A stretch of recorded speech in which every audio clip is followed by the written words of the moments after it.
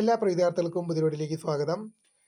+1 allotment VHSE രണ്ടാം allotment വിവരങ്ങൾ publish ചെയ്ത് നമുക്ക് നോക്കാം. പൊതുവിദ്യാഭ്യാസ വകുപ്പ് ഹയർ സെക്കൻഡറി വൊക്കേഷണൽ വിഭാഗം നമുക്ക് നോക്കാം. രണ്ടാം അലോട്ട്മെന്റ് അപേക്ഷകർക്കുള്ള നിർദ്ദേശങ്ങൾ. 2026-27 അധ്യയന വർഷത്തെ ഹയർ സെക്കൻഡറി വൊക്കേഷണൽ വിഭാഗം ഒന്നാം വർഷ ഏകജാലക പ്രവേശനത്തിനുള്ള രണ്ടാം അലോട്ട്മെന്റ് പ്രസിദ്ധീകരിച്ചു. admission.portal.kerala.go.in എന്ന അഡ്മിഷൻ വെബ്സൈറ്റിൽ പ്രസിദ്ധീകരിച്ചു. ഓക്കെ, രജിസ്റ്റർ ചെയ്തിട്ടുള്ള വിദ്യാർത്ഥികൾ ഫോൺ നമ്പറും പാസ്വേഡും നൽകി അലോട്ട്മെന്റ് റിസൾട്ട് എന്ന ലിങ്കിലൂടെ അലോട്ട്മെന്റ് വിവരങ്ങൾ മനസ്സിലാക്കുന്നതിനും അലോട്ട്മെന്റ് സ്ലിപ്പ് ഡൗൺലോഡ് ചെയ്യാനും കഴിയും.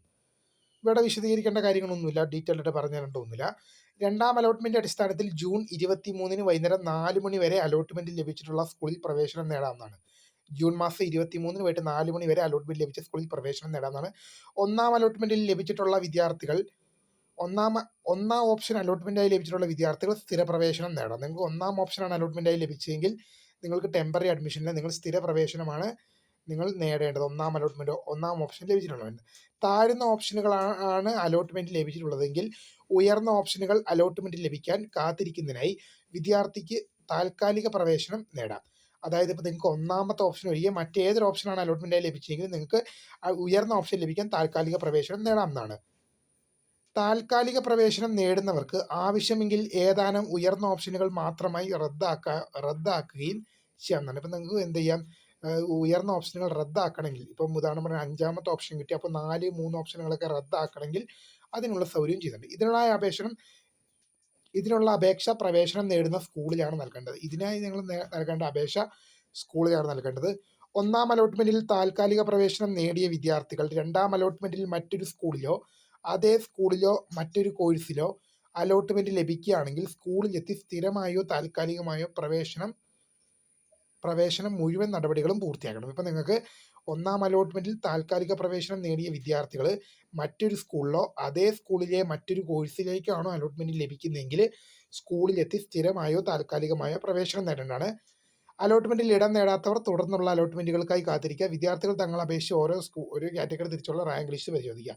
ഇപ്പം നിങ്ങൾക്ക് അലോട്ട്മെന്റ് ലഭിച്ചിട്ടില്ലെങ്കിൽ നിങ്ങൾ അടുത്ത അലോട്ട്മെന്റിന് വേണ്ടി വെയിറ്റ് ചെയ്യുക, അല്ലാതെ വേറെ ഒന്നും ചെയ്യാനില്ല. ഇവിടെ അലോട്ട്മെന്റ് ലിസ്റ്റിൽ ഉൾപ്പെട്ട വിദ്യാർത്ഥി ജൂൺ 23 വരെ 4 മണിക്ക് മുമ്പായി അലോട്ട്മെന്റ് ലഭിച്ച സ്കൂളിൽ റിപ്പോർട്ട് ചെയ്ത് സ്ഥിരമായോ താൽക്കാലികമായോ പ്രവേശനം നേടിയിരിക്കണം.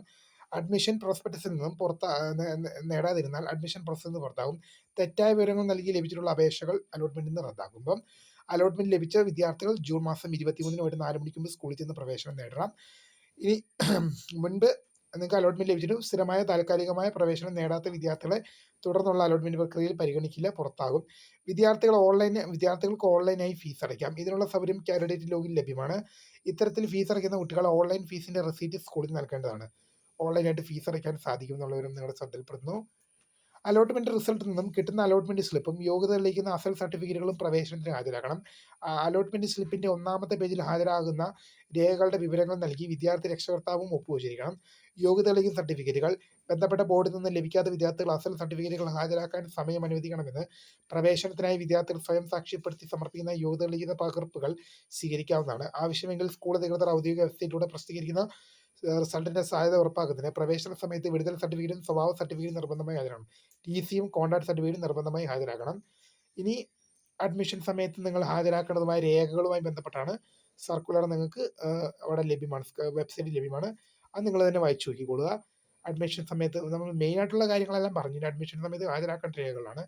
അപ്പോൾ വീഡിയോ ഇഷ്ടപ്പെട്ട ലൈക്ക് ചെയ്യുക, ഷെയർ ചെയ്യുക, സബ്സ്ക്രൈബ് ചെയ്യുക. My name is Kritha, founder, subscribe for the for watching. By.